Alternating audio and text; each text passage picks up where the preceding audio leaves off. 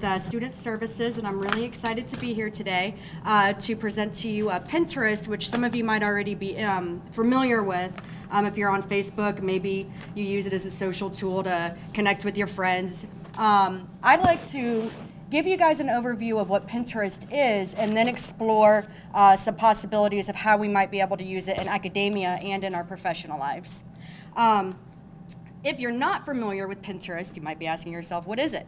It is a virtual pin board that you can organize and share your interests or findings on the web and organize them with little virtual pin boards. You do need an invitation to join. I'm going to place a sign-in sheet in the back when I'm finished. If you want me to send you an email invite, I'd be happy to. And it also links to either your Facebook or Twitter account, so you do need to have one or the other. So just to introduce you to a little bit of the lingo, because people who are really into Pinterest really have the lingo down. First, you have the pin, which is the image that you find on the web that you want to add to Pinterest. And you can upload actually your own images. You can find images on the web and upload them. Or if you're browsing the Pinterest forums, you can find something on somebody else's inspiration board, you might hear it called that, that you can repin then onto your board. A note, because this is something I was really concerned about, of course, was copyright issues. If you pin something from another website, anything you pin will automatically take you back to that original website. So, sort of an overview of the pin. Now, the board is the thing that your items are pinned to. So I'll kind of give you an overview of mine. I don't really have anything super academic on here right now. And that's one of the things that I'd like to explore. So I have, my interests, and I have people who are following me. Most of them are Facebook friends. And then I have people that I am following. And one of the cool things about the people that you follow, they're not necessarily the people who I'm friends with on Facebook. It could be somebody's blog that I'm following. For example, one of the people that I follow that I have a lot of my vintage photos from is someone who does a lot of vintage sewing, so I followed her blog. Now I could see anything new that she posts and anything cool that she might find on the web. So just to kind of give you a demonstration of how it all works, if I'm on my home page, I've signed in, it links to my Facebook, and that's how I have all these people who are following me. Most of them, like I said, are from Facebook. But I want to feel inspired. A lot of people use Pinterest, a lot of artists, photographers, as a way to get inspiration. And in my case today, I want to maybe explore some really cool places that I'd like to travel to put on my bucket list. And I don't have very many going right now in my awesome places.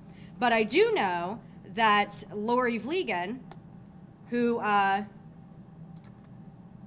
is a blogger, she's also my mother, so I'm a little biased, has a really great Pinterest page. And she's got a lot of really, really great pins in her I'd love to be here, okay? So I just click on that, and I can peruse what she has going on, what she's found, a lot of this stuff she might have found on somebody else's board. So there's a real social dynamic to this. So, I could scroll down and I could say, oh, I look at this lavender field in the Netherlands. There might be many things about this that I find inspiring. My grandmother lives in the Netherlands. So I'm going to go ahead and I think I'm going to repin this to my Awesome Places board. So I have the option to repin. I can also like it, and I can leave a comment. So I'm going to let her know. Where'd it go? Oh, okay, moved because she probably just uploaded something. She's very active on Pinterest. So I'm going to say, this is beautiful. Okay, comment. And then I'm going to repin it. And you can see I could pull down all of my boards that I have. And I added one because I do intend on creating some things for my English class. But in the meantime, I'm going to pin it to my Awesome Places board. And I can change the description. If I wanted to add something different, I can do that. So that's one thing I could do. I could search up here. Actually, I'm going to go to the home page here. This is all of the people who I follow when I log into Pinterest, all of their recent pins are up here for me. So I could see what all my friends and people I follow have been doing. If I want to look for something that has to do with traveling, you can see in the categories, there's a lot of different ones. I can just type in something up here, and it'll give me all of the pins that people have that have to do with France. So that looks very similar to the Netherlands one. Let's do this one. Whoops. See, and it takes me, and I could show you. See, it tells me where the photo came from. It's also a really good way to find blogs. If we're talking about academia, if you have your favorite blogger who you follow, you can use this as a way to sort of organize posts. But I'm going to repin this. Awesome places, great. Now, I can also, if I'm perusing the web, I can also copy and paste my link and add it to my board this way too. And what it does is it'll pull all of the available images from that particular web page. And so you scroll through, and this is the image that I really like. And I do plan on visiting France, so this is also a really good way for me to go back to this website and read a little bit more about it. Yes. Although it seems So are there any questions so far just about how Pinterest works? Okay, so what I'd like to do then, okay, that's just kind of the nitty-gritty of it. And I want to talk about maybe how we can use it in academia and our professional lives. So one thing, some ways I was thinking was perhaps in your lesson plans. It'd be a really good way. You can find pictures for any of the, this is, I think, relevant across the disciplines. Anything you're teaching, if you're teaching oceanography, if you teach humanities, whatever it is that you teach, there is going to be a visual component to that class. So it'd be a good way to find materials that way. Videos, I didn't really show this to you, but there's also a spot where you could search and upload videos. So I know sometimes you find a lot of videos on like YouTube and you have them like bookmarked in your bookmarks, but then you forget what's what. This is a nice visual way for you to organize your videos.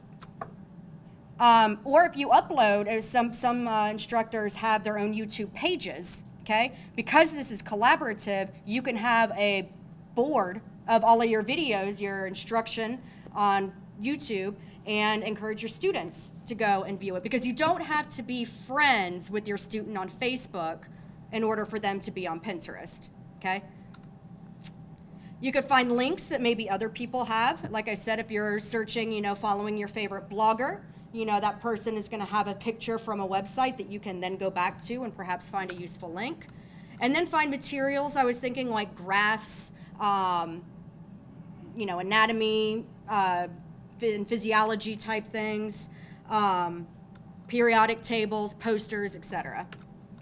And then I was thinking, I don't know, for the sake of time, I guess I was blabbing on, so I was going to maybe suggest, but just think about, other ways that you can use this in your class. You can organize your images by category. And then this is also, I think, a really good way to organize your images by, from your bookmarks that you might already have. If you're teaching, I think a class that you have, again, I don't know why humanities just strikes me. You might be going over, different periods, or like photography, where you're going over different types of photography. You can have a board for still life, for nature, for landscape, and just organize your ideas and your pins that way. And then you can also create a board for each class just to keep you organized semester by semester. You might be teaching Humanities 1 one semester and 2 next semester, or both simultaneously. And then you can also, the comment is nice because you can comment and remind yourself why you pinned it in the first place. Sharing, because it's a social network, you could keep in the loop with what your colleagues are up to, and people who have similar interests. It links to Facebook and Twitter, so you're already linked up with people who you know and who you have similar interests with. And then this is the thing that really, appeals to me. It's a good way to encourage and collaborate with colleagues and students. And these are just some ideas that I had. You can If you're a history teacher, maybe have a board for world events and encourage your students to post world events. Again, the photography. Theater, if you are doing a show, you can have someone who's doing set design, costuming, lighting, post up their different ideas so you can visually see how everything would be together.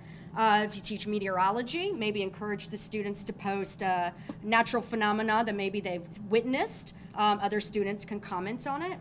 And then this is another site. This is Pearson, and I'm not trying to plug anybody. It's K through 12, but they really, I think, did a good job. Professional development, technology in the classroom, tying in Pinterest with academia in different ways that you might be able to organize yourself. Any questions, references? Again, I will put a sign-in sheet or a sign-up sheet. I was going to pass it around, but I don't want it to disrupt other people's presentations as it's going around. So your students would have to get an invitation in order to view the boards? Yeah, so if you're teaching and you want to incorporate Pinterest in your class, because you would already be on it, you could easily just send them all. There's no limit to how many invitations you can send out. It just has to, what it does is it sends that person a link to click on, because then you have to tie it into your Facebook or Twitter. Yeah. Okay. Thank you.